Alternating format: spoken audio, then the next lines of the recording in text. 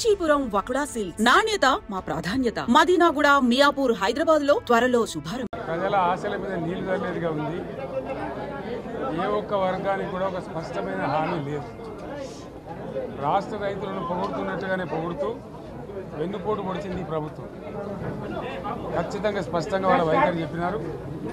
గతంలో ఇచ్చిన మాదిరిగా కాకుండా రైతు బంధులో, రైతు భరోసా పేట పథకంలో అనేక ఆంక్షలు పెట్టబోతున్నట్టుగా ప్రత్యక్షంగా చెప్పి రైతులకు ఆల్రెడీ మోసం చేశారు. బడ్జెట్లో వాళ్ళ నైజాం కూడా స్పష్టంగా బయటపడింది. గత ప్రభుత్వం అన్ని రాష్ట్రంలోని అన్ని వర్గాల సంక్షేమాన్ని, వాళ్ళ ఆర్థికాభివృద్ధిని కాంక్షించి అనేక పథకాలు ప్రవేశపెట్టడం జరిగింది. ఒక్క పథకం మీద కూడా ఇప్పుడు స్పష్టత లేదు.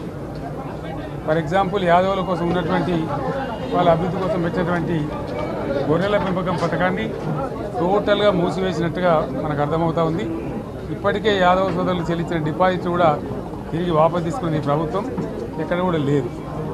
అత్యంత అడుగు వర్గాలు అని డబ్బా కొట్టినట్టు కొడుతూనే వాళ్ళ గొంతు కోసింది ప్రభుత్వం. దళిత వర్గాల కోసం గణితంలో ప్రవేశపెట్టబడ్డ విప్లవాత్మకమైనటువంటి దళిత బంధు పథకాన్ని ప్రస్తావన కూడా లేదు. ఇది చాలా దురదృష్టకరం. దళిత సమాజం పట్ల వీళ్ళకు ఉన్నటువంటి నిర్లక్ష్యానికి, వాళ్ళ ఫ్యూడల్ విధానానికి ఇంతకన్నా గొప్ప నిదర్శనం కూడా అవసరం లేదు. అదేవిధంగా మత్స్యకారులకు ఆ భరోసా లేదు. ఎవరికి కూడా చెప్పుకోదగ్గ భరోసా లేదు. ఇందులో విశేషం హైలైట్ ఏంటంటే, ఆర్థిక మంత్రి ప్రతి మాటను ఒత్తి ఆ డబ్బు వచ్చినప్పుడు అదేందో పెద్ద మహాప్రపంచ విజయంలాగా ఒత్తి చెప్పడం తప్ప కొత్తది ఏమీ లేదు. ఒత్తి పలుకులు పలకడం తప్ప కొత్తగా చెప్పింది ఏమీ లేదు. ఒక కొత్త సంక్షేమ పథకం కానీ ఏది కూడా లేదు.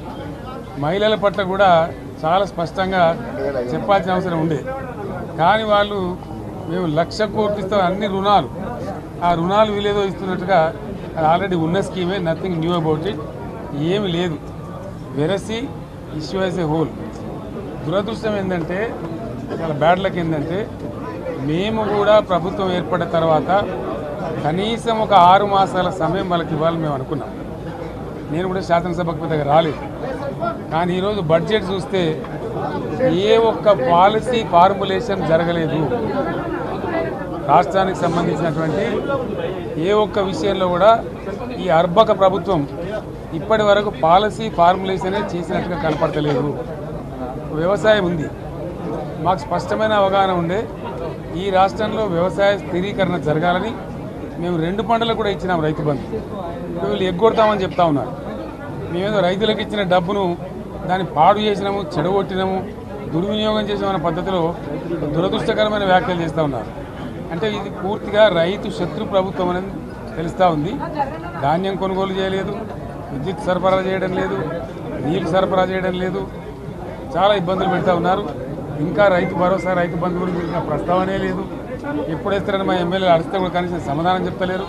కాబట్టి రైతులను వంచింది ప్రభుత్వం, వృత్తి కార్మికులను వంచింది. ఒక్క పాలసీ, ఇండస్ట్రియల్ పాలసీ ఏమిటి?